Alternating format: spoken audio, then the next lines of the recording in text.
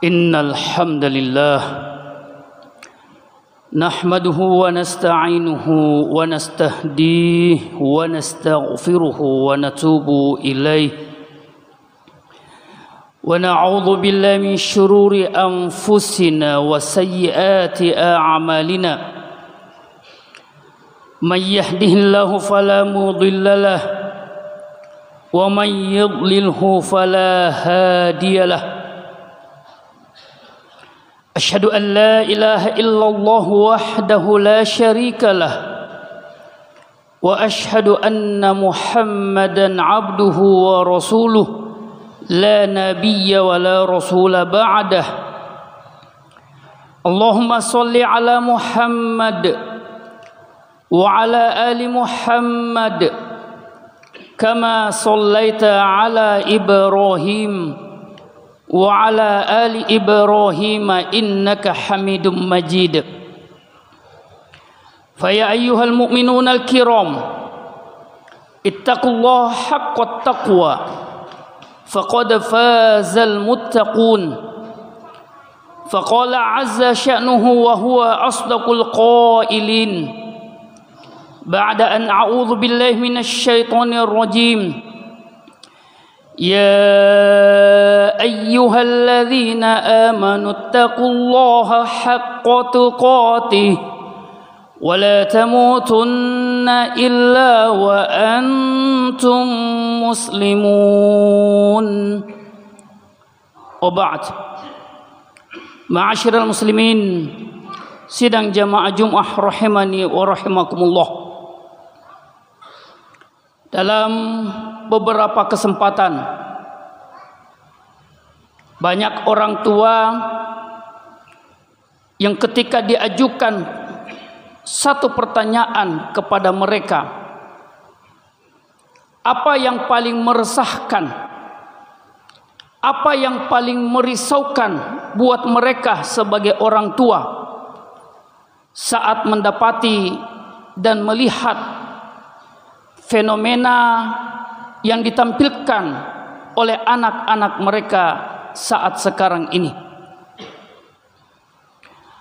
Maka banyak, bahkan hampir semua orang tua kemudian mengatakan bahwa di antara keresahan mereka, di antara ketakutan mereka sebagai orang tua dalam melihat anak-anak mereka, dalam melihat generasi muda, adalah pergaulan bebas, narkoba, dan lain-lain sejenisnya, yang secara faktual memang tidak bisa dipungkiri bahwa hal-hal seperti itu tetap patut untuk menjadi keresahan, tetap patut untuk menjadi kekhawatiran kita bersama, karena memang telah kita sepakati bahwasanya pergaulan bebas, narkoba dan lain-lain sebagainya adalah bagian utama dari hal-hal yang merusak generasi muda, anak-anak kita saat sekarang ini.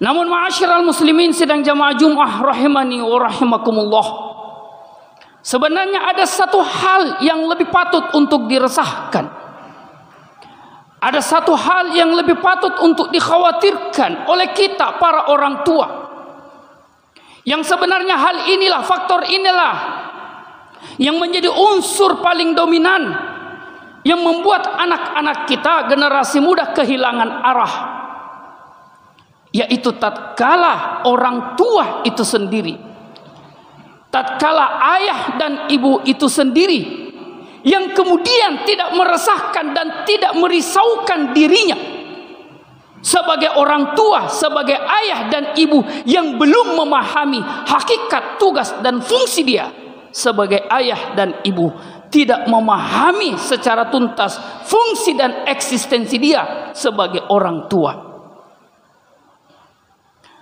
Masih banyak orang tua ma'asyiral muslimin yang kita dapati yang memposisikan diri menjalankan tugasnya pada kewajiban-kewajiban yang bersifat material, hanya sekedar menjalankan fungsi sandang, pangan dan papan, ditambah lagi dengan fungsi-fungsi finansial, memenuhi kebutuhan-kebutuhan sekolah, kuliah dan lain-lain sebagainya. Namun masih banyak di antara kita orang tua yang kemudian tidak memahami satu peringatan Nabi SAW. Yang peringatan ini sebenarnya secara tersirat merupakan ancaman.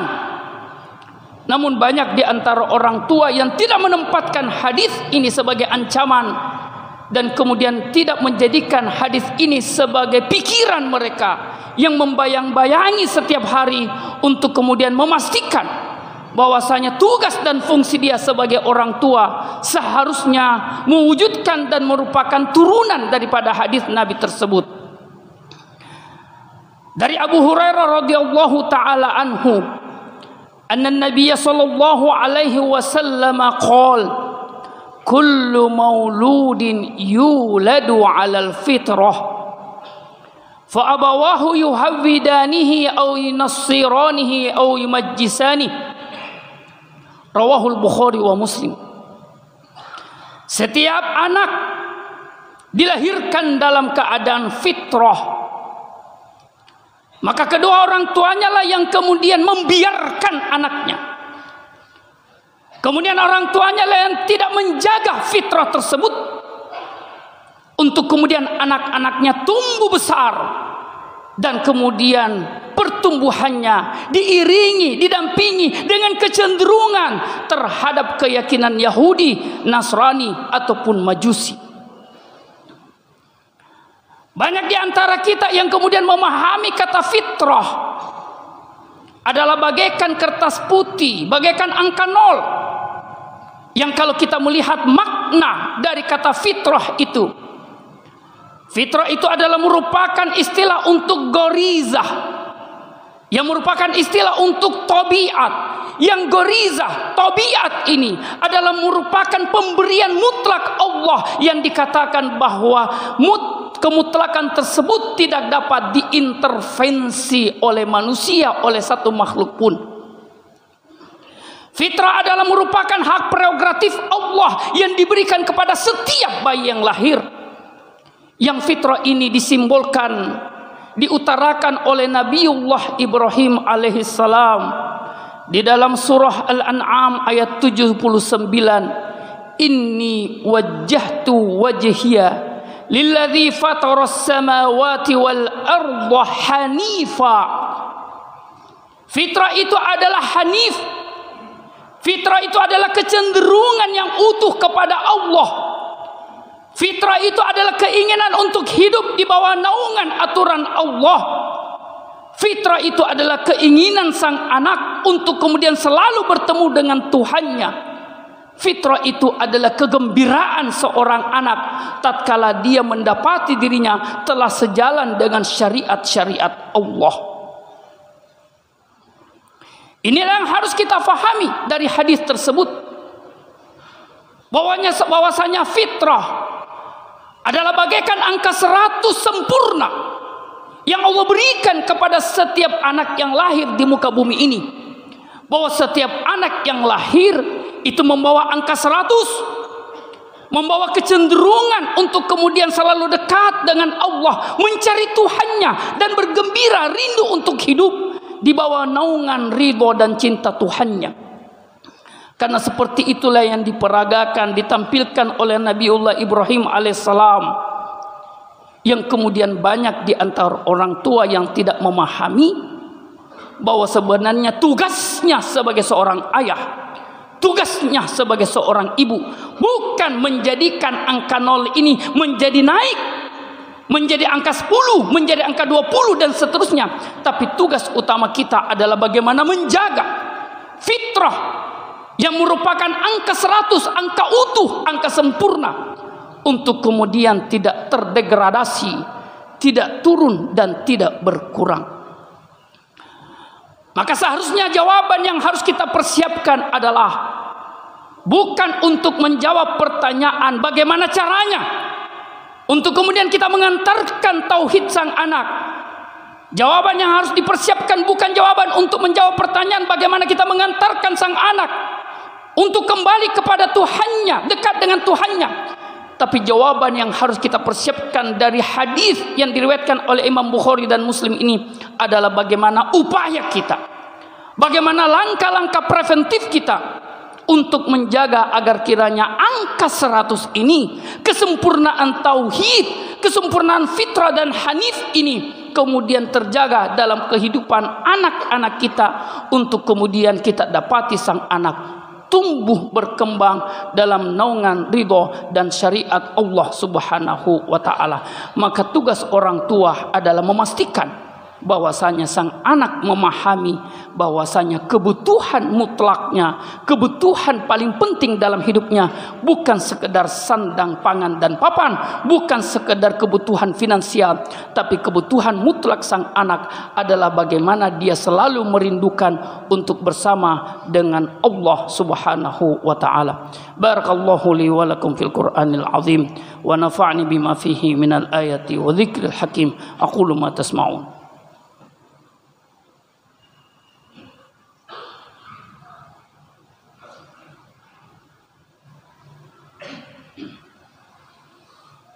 Alhamdulillahi wa kafa. Assalatu wassalamu ala rasulillahil mustafa wa ala alihi wa sahbihi wa mawalah. Ashhadu an la ilaha illallah wahdahu la syarika lah, wa ashhadu anna muhammadan abduhu wa rasuluh. Syahadatul lati tunjina yawman la yanfa'u malu wala banun illa man atallaha biqalbin salim. Allahumma salli ala Muhammad wa ala alihi wa sahbihi wa mawalah wa ba'd. Ma'asyiral muslimin sidang jamaah Jum'ah rahimani wa rahimakumullah. Tidak dapat dipungkiri bahwasanya kita hidup di era dan di zaman penuh dengan tantangan yang tidak mudah. Perkembangan teknologi dan informasi membuat beban kerja kita sebagai orang tua juga menjadi bertambah. Tapi hakikatnya disitulah jihad kita sebagai orang tua. Di akhir surah yang ke-22 suratul Hajj ayat ke-78, Allah Subhanahu wa taala memerintahkan kepada kita, wajahidu fillahi haqqa jihadi. Berjihadlah kepada Allah Subhanahu wa taala. Berjihadlah di jalan Allah dengan sebenar-benarnya jihad.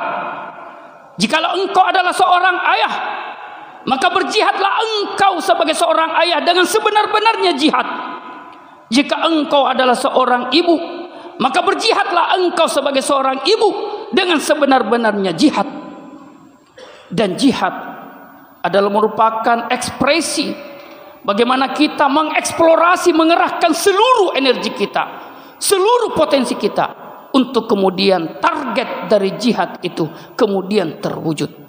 Maka pertanyaannya, sejauh apa energi, sejauh apa potensi yang kita miliki sebagai seorang ayah, sejauh apa potensi yang kita miliki sebagai seorang ibu dikerahkan, dikonsentrasikan untuk kemudian bisa menjaga dan mengawal dari fitrah yang Allah Subhanahu wa taala tanamkan dan berikan setiap bayi, setiap anak yang Allah amanahkan kepada kita di muka bumi ini. Olehnya itu malah kita bersama-sama bermunajah kepada Allah Rabbul Alamin agar kiranya Allah Subhanahu wa taala memberikan kepada kita kekuatan untuk menjalankan tugas dan fungsi kita sebagai orang tua, memberikan kita kekuatan untuk bisa berjihad dengan sebenar-benarnya jihad, secara khusus dalam menjalankan jihad kita sebagai ayah dan sebagai ibu. A'udzubillahi minasyaitonirrajim. Bismillahirrahmanirrahim. Alhamdulillahirabbil alamin, hamdan syakirin, hamdan na'imin, hamdan yuwafi ni'amahu wa yukafi'u mazidah. Ya Rabbana lakal hamdu kama yanbaghi li jalalikal karim wa 'azimi sultanik. Allahumma inna nushiduka annaka antallahu la ilaha illa antal ahadus samad, lam yalid wa lam yulad wa lam yakul lahu kufuwan ahad. Allahumma ja'al jam'ana hadza jam'an marhuma waj'al tafarruqana min ba'dihi tafarruqan maghfura ma'suma. Allahumma a'inna ala dzikrika, Allahumma a'inna ala syukrika, Allahumma a'inna ala husni ibadatik, Allahumma a'inna ala wafa'i kulli amanatin alaina. Allahumma ighfir lana wa liwalidina warhamhum khairan wa afdala mimma rabbawna shighara. Allahumma kama jama'atana fid dunya fajma'na fil jannah.